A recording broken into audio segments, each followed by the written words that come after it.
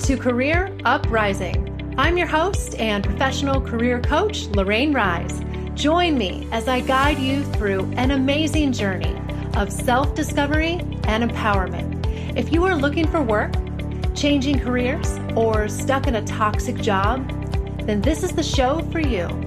I offer both practical and spiritual guidance to help you up-level and advance your career. Let's start the uprising.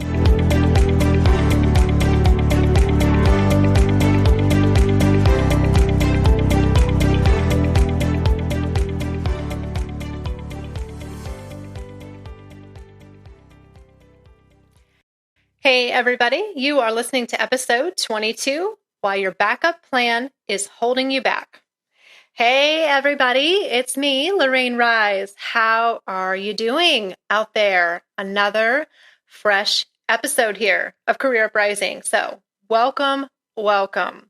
So if you don't know me, what I do is I help people ease the pain of career transitions, job searching, and anything else that might be going on in their career. So welcome if this is your first show. If it's not, welcome also. Thank you for listening all this time. So, what we do here is we blend together kind of the practical and the spiritual high level aspects of just reaching your goals and advancing your career. So if that is something you need help with, you've come to the right place. So, oh my goodness. So it is now September and it's going to be, it is in full swing already. I cannot believe how quickly this year is going by in 2018. And the energy of fall is here for sure in Virginia. And it's gorgeous here. And I've got a kind of a good routine going now. In September, I've got my daughter back in school. We're in a kind of our fall routine. It feels like a new beginning. I love new beginnings, new seasons, and I've been really brainstorming a fresh round of topics for you guys that I think that you're going to love. So I'll be unveiling a lot of those over the next couple of weeks, and it's really just a feeling of change. Change is a good thing. So let's get started. What I've got for you guys today is, it's kind of different. So I said we kind of blend like the practical and the spiritual. Well, today is kind of one of those more motivational, kind of high level ones. My topic is about backup plans. All right. And career backup plans. And this is an idea that has been kind of swirling around in my atmosphere and on my computer for a long time. And I think that the time is right for it to see the light of day. I've had this idea for over a year, probably maybe 2 years. Yeah. So I'm really excited to bring this to you today because I have a really, really cool message. And this is something that I feel very, very passionate about. So I have a question for you. Do you ever avoid taking risks in your career because of the fear of failure? I think almost everybody can say yes to this. In conventional wisdom, and sometimes our parents too, tells us that, we need to have a backup plan for everything that we do in life, right? We're supposed to be prepared. We're supposed to be sensible.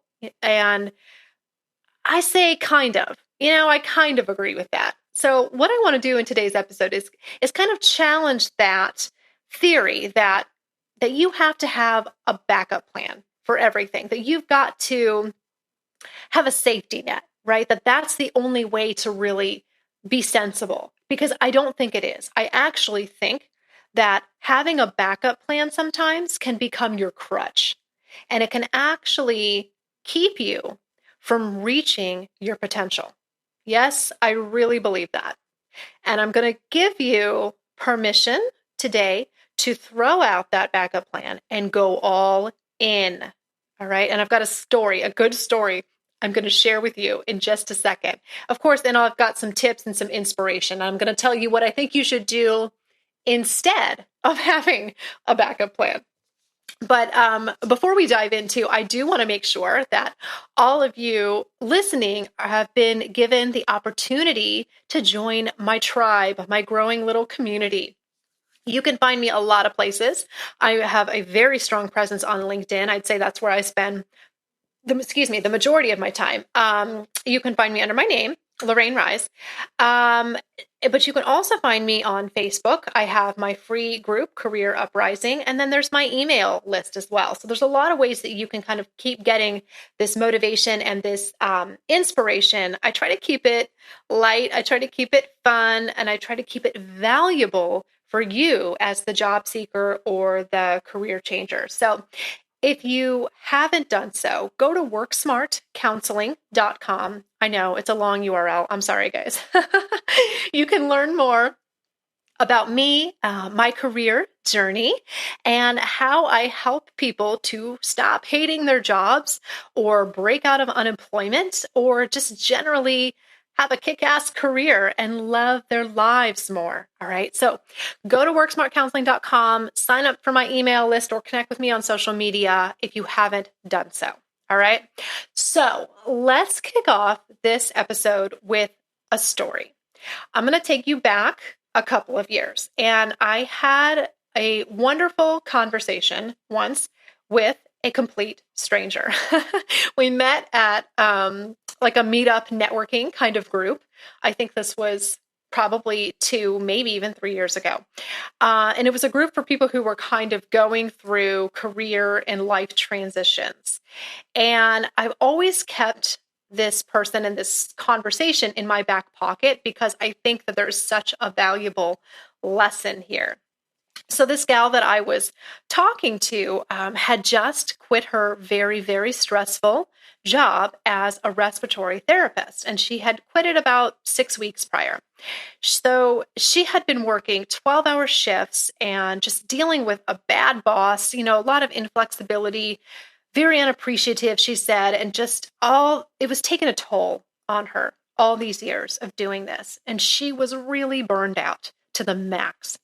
And not to mention that she said, dealing as a respiratory therapist, dealing with the deaths of people on a regular basis. I mean, it was a part of her job, unfortunately, sometimes to see people die. And she said that when you work in a hospital, death kind of becomes this normal thing. And a lot of people in the medical community, she said, get kind of desensitized to it. And she didn't want to become that kind of person. So she quit. And side note here, when I say she quit, I mean, she handed her boss a note that said, F you. That really happened. Okay. That's how she quit. I never forgot that part of the story. It kind of blew me away. And I don't advocate that necessarily, but she had let herself get to the point of just bitterness and anger. That's what happens sometimes when you let yourself stay somewhere too long. She got to that point where she just didn't care anymore, and it was kind of nasty. And you don't want to get to that point. But anyway, so she probably should have left her job a long time ago, but that's okay. So anyway, so she quit her job, and her husband fully supported her and told her that she could stay home for the next 3 years until their 2-year-old was in kindergarten. And that right there, I will say, is a beautiful thing. You got to give it to the supportive spouses there. But despite having her husband's full support and like a whopping 3 years, okay, to figure it out, she felt huge anxiety, okay? I mean, she was really, really like stressing about this problem. And she held a lot of guilt. She said she felt guilty because she didn't have a plan in place. She had no idea what type of work she would do when the 3 years was up. She knew she didn't want to do respiratory therapy anymore. She'd been doing that for 10 or more years, had no interest in that because it was going to be the same stress and the same problems that she had been in. And she really had no idea what else she was good at. And she had reached burnout. So where would she go next? Well, naturally, doing what I do for a living, and I had to coach her a little bit on the spot, right? I love to do this. It's just something that comes naturally. So I asked her, what are the odds of you waking up tomorrow and suddenly having a plan for what you're going to do at the end of these 3 years? Well, pretty much zero, right? She knew. I said, okay, so how about the next day? What are the odds of you suddenly having a plan in 2 days or 3 days? Well, she said, I won't have one that quickly. And I said, yeah, you're right. So then I asked her, so what's going to happen to you as a result of not having a plan tomorrow or the next day or the next day? What's going to happen to you? Well, absolutely nothing. She agreed, right? She kind of looked at me and goes, nothing. And I said, that's right. That's absolutely right. So we both agree that nothing's going to happen to you if you wake up over the next day, even day, weeks, or months, not having a plan for this. If this problem is not suddenly solved for you tomorrow, your world will keep turning. You will be okay. And I got her to kind of say this rather than just saying it to her. So then I asked her, where did this need for you to have a plan come from? Okay, did it really come from you, I asked, or from what you perceive to be everyone else's expectations? And as soon as I said that, she got it.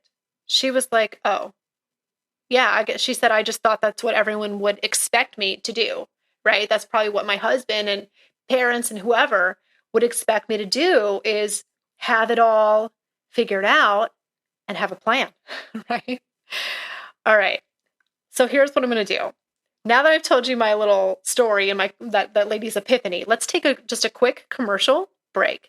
But when we come back, I'm going to talk to you straight about why I think backup plans are overrated and why people like this gal that I met don't need to have one, and what you need to have instead. Okay, so we're going to take a quick break. We will be right back, you guys.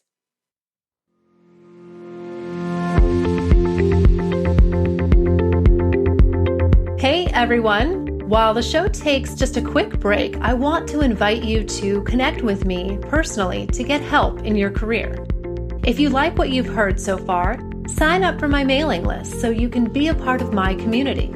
I offer all kinds of career-related advice, and I have a free guide that I created just for you called Strategies for Interview Success, and you'll get it instantly in your inbox as soon as you sign up.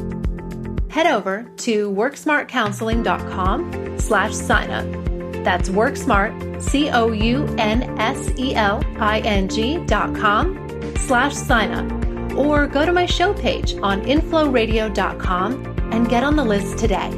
All right, let's get back to the show.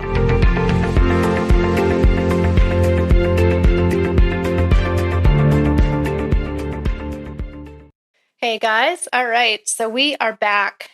And so I just shared my story of this gal that I met who had this just almost, I would say, crippling need or expectation of having to have a plan for what her next career move was going to be, even though nothing actually necessitated her having a plan immediately.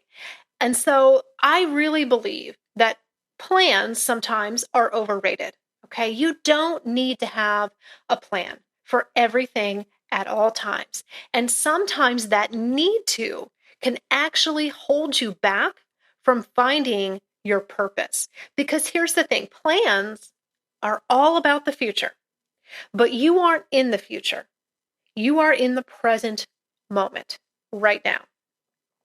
And so what I told my new stressed out friend here was that her plan perhaps right now was not to have one, right? She had been given the opportunity to stay home and spend valuable time with her young child for the next 3 years, something she probably didn't have really the opportunity to do before. So perhaps that was the plan. Perhaps she was already living it. Sometimes we don't realize it, but our lives are unfolding exactly the way that they're supposed to. Even when things, quote, go wrong or are difficult, I want to challenge you to see that that could be part of the plan. It's not that you've gone off track or made a mistake just because things seem to be falling apart. Sometimes that is the beautiful plan, and that is what's meant to happen. But you just have to shift your perspective, okay? And so I advised her to let go of this need and this expectation, all right, for a certain thing to happen. Slay one dragon at a time. I love to say that, right? It's true. Take it one day at a time, and the plan will unfold. But in this case, the need to have one was holding her back and keeping her from having inner peace that she really could have, keeping her from enjoying what was in front of her, which was her spouse giving her full support to just take time off, recover, be at home, be with family, and take the next 3 years to think about what she wants her next move to be. And she didn't even have to ride out the whole 3 years. Nothing says that either. She could have changed her mind at any point and gone back into the workforce. And I don't know where she is now or what she's doing. But my goal and my lesson for her and for you is to live in the present moment. Do what you need to do right now. Once you take the first step, then you can see the rest of the staircase. Okay? So chances are that plan that you've been chasing after is probably actually what is unfolding right in front of you. All right? Because how often are you given 3 years to figure something out? That's a long time. And it still stressed her out. So the only thing that was keeping her from peace was herself. And it doesn't have to be this way. All right? Think about what is the right career move for you to make right now. And the rest will make sense. The other career moves down the road won't make sense or won't make themselves available to you until you take care of the one that is right in front of you. I hope this is making sense for you guys. So there's also one very, very famous quote out there that I love, and I think it just sums up this point brilliantly. You've probably heard it. The words that I live by. And this quote says, "The moment one definitely commits oneself, then providence moves too. All sorts of things occur to help one that would never otherwise have occurred. A whole stream of events and issues from the decision which no man could have dreamed would have come his way. Whatever you can do or dream you can do, begin it. Boldness has genius, power, and magic in it. Begin it now." I love that quote. So the other thing that I want to say is sometimes with whatever is happening to you in the present moment, just go all in. Forget the plan and just let providence move too. Commit yourself to what is unfolding before you. She was resisting committing to what was happening before her. So if you can't make a backup plan, you're probably wondering, what should you do instead? Well, what am I supposed to do, Lorraine? Am I not supposed to plan anything out in my career? No, that's not necessarily what I'm saying, okay? My point here is that don't rely on that too much. There's a difference between being sensible and planning out your career and having ideas and giving yourself options, and just unnecessarily limiting yourself. Right? And just having a safety net because it makes you feel safe.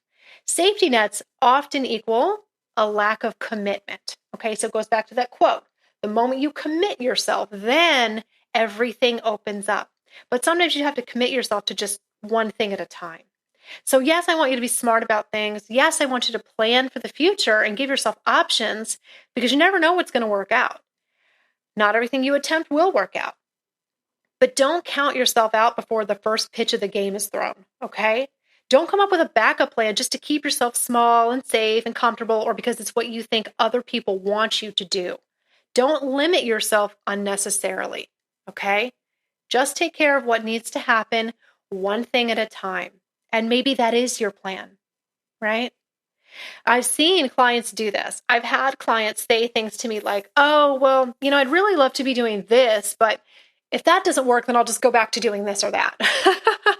I'll just go back to being a car salesman like I used to do if doing this doesn't work out.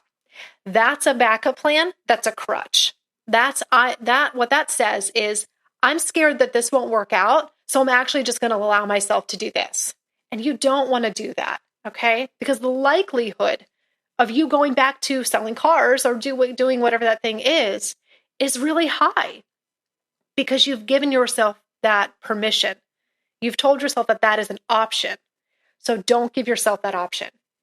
It's amazing what you can accomplish sometimes when you have to, when you have no other choice and you're laying it all out on the line. So yes, be smart, be sensible, be cautious, do all of those things, but by all means, be brave, be present in the moment, go big, go all in, and make a commitment. There really isn't any other way. All right. Unless you commit to something, you won't achieve it. And release the need to have everything figured out. Okay. So this was kind of a short little motivational episode, a little bit different than what I've done before. I hope this is making sense to you, and I hope that it helps you. So that is it, guys, for episode 22. If you like what I hear, as always, consider working with me and taking your career to the next level. I can help you work through whatever challenges you might be having. And you can find me at WorkSmartCounseling.com, as well as on Facebook and LinkedIn. I'd love to get to know you better. All right. And next time we have a great topic, another one that I have been planning for a while, and I'm ready to unleash it. We're going to be talking about, can everyone really follow their passion? Can we all really do what we want to be doing in life? Is that just kind of a cliche and, a pretty idea that you hear from the self-help world? Or is it true that we can all really follow our passion and do what we want to do? We're going to ask that question next week. Okay. But until then, I have to sign off. I love you guys. I hope you go out there, you ditch that backup plan and go all in. And I will talk to you next time.